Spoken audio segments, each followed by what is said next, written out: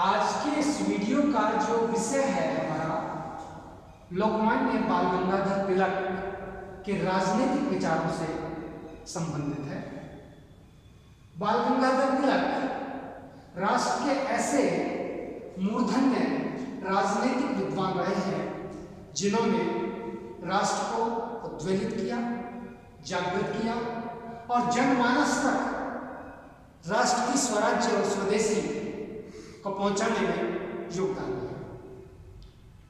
बाल गंगाधर तिलक ऐसा व्यक्तित्व है जो राष्ट्र की आजादी के लिए अपनी स्वतंत्र आलेखन के कारण जेल जाता है। बाल गंगाधर तिलक का राजनीतिक चिंतन अगर देखा जाए तो वो भारतीय पद्धति में नहीं है। एक ओर उनका चिंतन वेदांत का चिंतन है, दूसरी ओर उनका चिंतन वेदों का चिंतन है, तीसरी ओर उनका चिंतन यथार्थवादी चिंतन है और वो जो चिंतन है वो स्वराज्य का चिंतन है। तो राजनीतिक विचारों की अगर बात करें तो उनका राजनीतिक जो लक्ष्य है वो लक्ष्य स्वराज्य की प्राप्ति है। इसीलिए वो नारा देते हैं स्वराज्य मेरा जन्म सिद्ध अधिकार है और मैं उसे लेकर रहूंगा और ये अधिकार मेरा ही नहीं सभी भारतीयों का है, संपूर्ण भारतीय नागरिकों का अधिकार। यहाँ जो स्वराज्य का जो लक्ष्य वो निर्धारित करते हैं वो कहते हैं स्वराज्य जीवन है, स्वराज्य व्यक्ति का धर्म है, स्वराज्य व्यक्ति के प्राण है। बिना स्वराज्य के, बिना आत्मनिर्णय के अधिकार के व्यक्ति का व्यक्तित्व विकसित नहीं हो सकता, व्यक्ति की स्वतंत्रता का निर्माण नहीं हो सकता, व्यक्ति के कार्यों की पद्धति का अवलंबन नहीं हो सकता।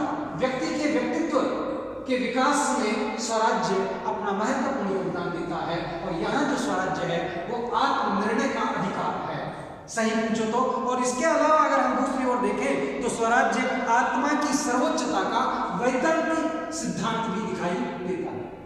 यहाँ बाल गंगाधर तिलक के स्वराज्य से अभिप्राय पूर्ण स्वतंत्रता नहीं है, यहाँ व्यवहारिक राजनीतिक विचारों की दृष्टि बिंब में प्रतिपादित होता हुआ दिखाई देता है। वो कहते हैं आंतरिक मामलों में शासन का संचालन भारतीयों के हाथ में हो। इसीलिए उन्होंने होम रूल आंदोलन चलाया था जो आयरलैंड की बात करता है, आयरलैंड का समाज स्वदेशी और स्वराज्य की बात करता है कि आंतरिक क्षेत्र में अर्थात देश की शासन व्यवस्था का संचालन देश के नागरिकों के द्वारा होना चाहिए।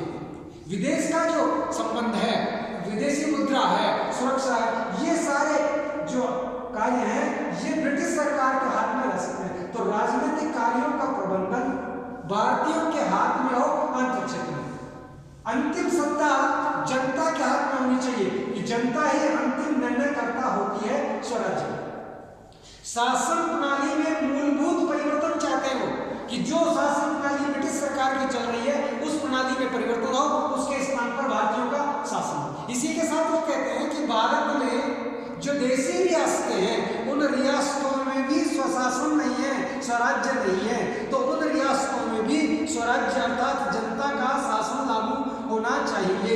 ऐसा वो देश के लिए स्वराज्य चाहते हैं और स्वराज्य चाहते हैं। इसका अर्थ क्या हुआ उनका स्वराज्य?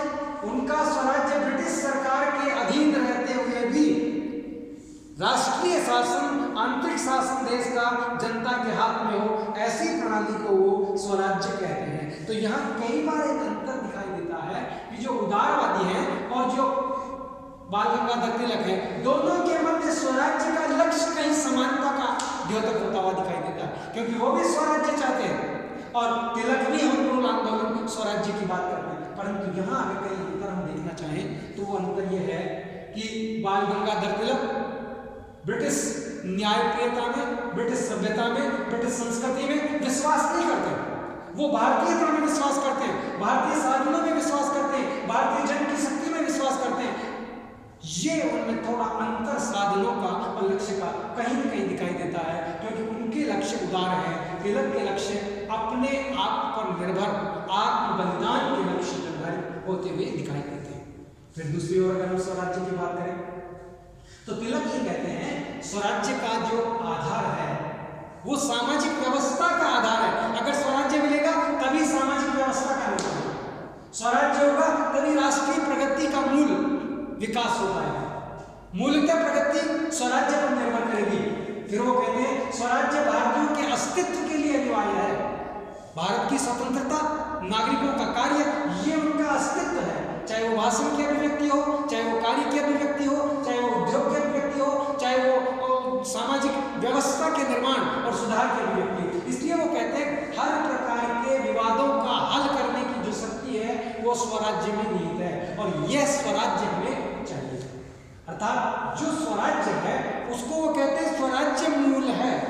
अगर किसी पौधे से उसकी तुलना की जाए तो उसका मूल तो स्वराज्य है, और उसकी शाखाएं जो है स्वदेशी है, शिक्षा है, बहिष्कार है, ये उसकी शाखाएं हैं। तो मूल और शाखाएं, तो साधन क्या अगर हम देखना चाहें तो बाल गंगाधर तिलक स्वराज्य का लक्ष्य लेकर चलते हैं। स्वराज्य का तात्पर्य ब्रिटिश साम्राज्य के अधीन रहते हुए आंतरिक शासन संचालन करना है। स्वराज्य जीवन के लिए, नागरिकों के लिए अनिवार्य है, और स्वराज्य का जो मूल है उसकी शाखाएं जो है स्वदेशी, बहिष्कार और राष्ट्रीय शिक्षा है, और इन्हीं को वो साधन भी माना जाता है कि स्वराज्य की प्राप्ति के अगर कोई साधन है तो तिलक के साधन स्वदेशी, बहिष्कार, राष्ट्रीय शिक्षा और जन आंदोलन को माना। अब यह स्वदेशी से अभिप्राय है मन, वचन और कर्म से व्यक्ति स्वदेशी की पालना करे, अर्थात स्वदेशी वस्त्रों को पहने, स्वदेशी विचार का चिंतन करे, मानसिक रूप से स्वदेशी वस्तुओं का प्रयोग करे, स्वदेशी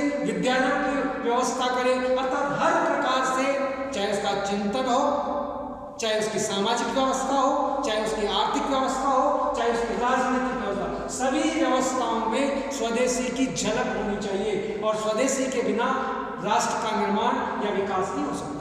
इस प्रकार से अगर आप स्वदेशी अपनाते हैं तो औद्योगिक प्रगति स्वयं हो जाएगी, राष्ट्रीय उद्योगों का विकास स्वयं होगा, उद्योगों को संरक्षण मिलेगा, अर्थात आप विदेशी उद्योगों की वस्तुओं को स्वीकार नहीं करेंगे, देश में उत्पन्न होने वाली वस्तुओं का प्रयोग करेंगे, तो स्वयं ही देश की फैक्ट्रीज का विकास होगा, स्वयं ही स्वदेशी का संरक्षण हो जाएगा, स्वयं ही स्वदेशी का धीरे धीरे निरंतर विकास हो जाएगा। इसलिए वो कहते हैं कि स्वदेशी जो है वो साधन ही नहीं, वास्तविक स्वतंत्रता का आधार बिंदु भी है, जिसे लेकर महात्मा गांधी आगे बढ़ गए।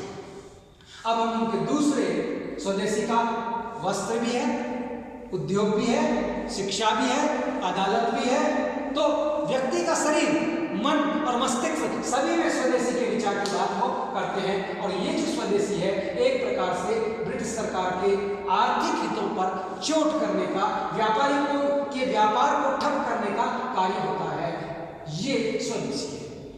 दूसरी ओर वो कहते हैं बहिष्कार। बहिष्कार का मतलब जो है निष्क्रिय प्रतिरोध है। हम विदेशी वस्तुओं का, विदेशी अदालतों का, विदेशी शिक्षा का, इन सब का बहिष्कार करने की बात है, चाहे वो वस्त्र हो, चाहे वो शासन प्रणाली हो, चाहे वो उद्योग हो, चाहे वो धंधे हो, हर चीज का बहिष्कार करने की बात करते हैं, और उसके स्थान पर स्वदेशी का प्रयोग और प्रचार की बात करते हैं, ये बहिष्कार है। तो नौकरी का बहिष्कार, उपाधियों का बहिष्कार, सार्वजनिक समारोहों का बहिष्कार, अंग्रेजी अदालतों का बहिष्कार, ये निष्क्रिय प्रतिरोध है। हर प्रकार से हम ब्रिटिश सरकार का प्रतिरोध करते हैं, ये उनके व्यापार पर चोट है, ये उनके शासन पर चोट है, ये उनकी व्यवस्था पर चोट है, और इसी का स्थान बदलकर वो नूतन व्यवस्था, मूलभूत परिवर्तित व्यवस्था करने की बात करते हैं। राष्ट्रीय शिक्षा उनका तीसरा साधन है।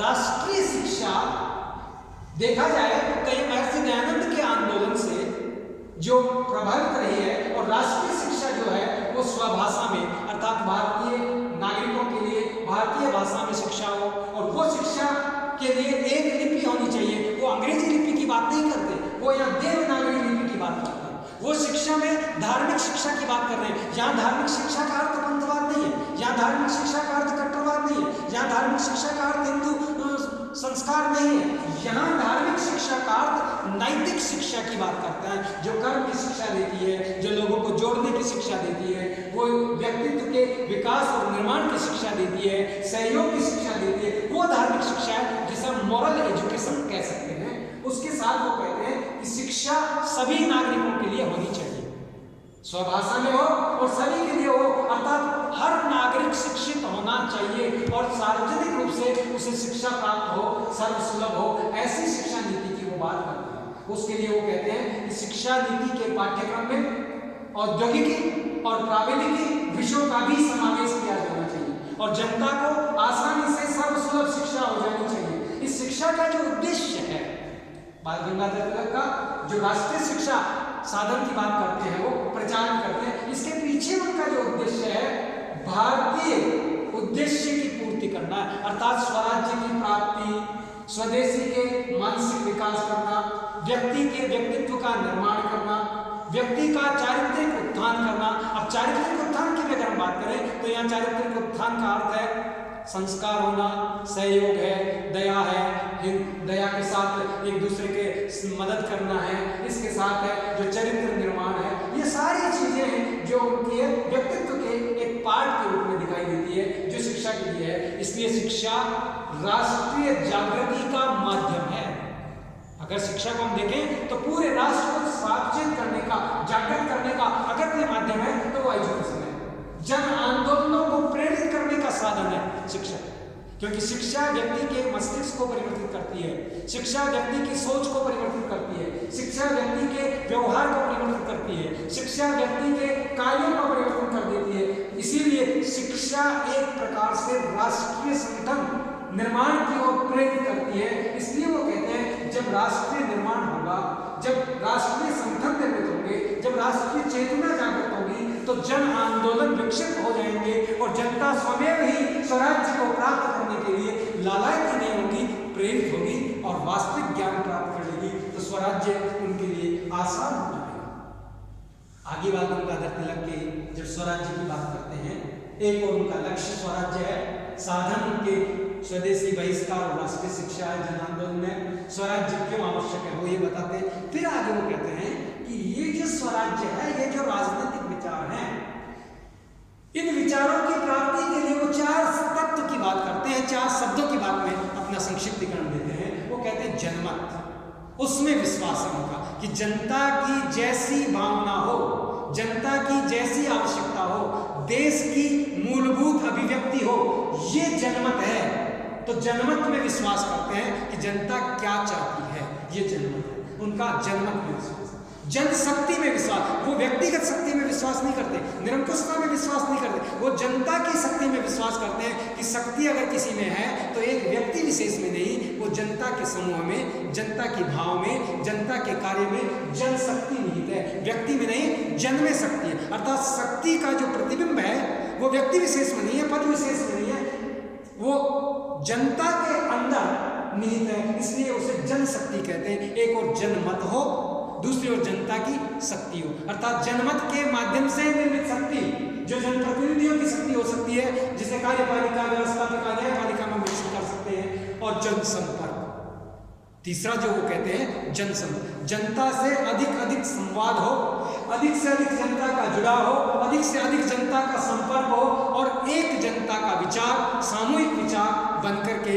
एक श्रेष्ठ विचार के रूप में निर्मित हो, वो जनसंपर्क की बात करते हैं। इसलिए वो जनसंपर्क के लिए अखबारों का प्रचार प्रसार करते हैं। पत्रकारिता में विश्वास, चौथी जो उनकी चीज है वो पत्रकारिता में विश्वास की। पत्रकारिता के लिए वो केसरी, मराठा जैसे अखबार निकालते हैं, उसके साथ वो राष्ट्रीय आंदोलन के लिए गणेश उत्सव, तिलक उत्सव मनाते हैं, उसी के साथ अपने लेख लिखते हैं। उन लेखों के कारण 3 बार वो जेल जाते हैं, मांडले जेल तक जाते हैं। तो ये सारी चीजें उनकी स्वतंत्र पत्रकारिता, निर्भीक पत्रकारिता, सत्य पत्रकारिता और श्रेष्ठ और सही विचार जनता तक पहुंचाना, अर्थात तथ्यों के माध्यम से सत्य तक पहुंचने का मार्ग अगर कोई है तो शिक्षा है, और शिक्षा का यहाँ कोई साधन है तो वो प्रेस है। इसलिए प्रेस की बात करते हैं तो बाल गंगाधर तिलक जनमत में, जनशक्ति में, जनसंपर्क में और पत्रकारिता में विश्वास रखते हैं। ये बाल गंगाधर तिलक के राजनीतिक विचारों का संक्षिप्तीकरण हमें यहाँ प्राप्त होता है। तो बाल गंगाधर तिलक राजनीतिक विचार अर्थात जनता अपना शासन स्वयं करे, जनता के प्रतिनिधि जनता की इच्छा के माध्यम से जनशक्ति के रूप में कार्य करें।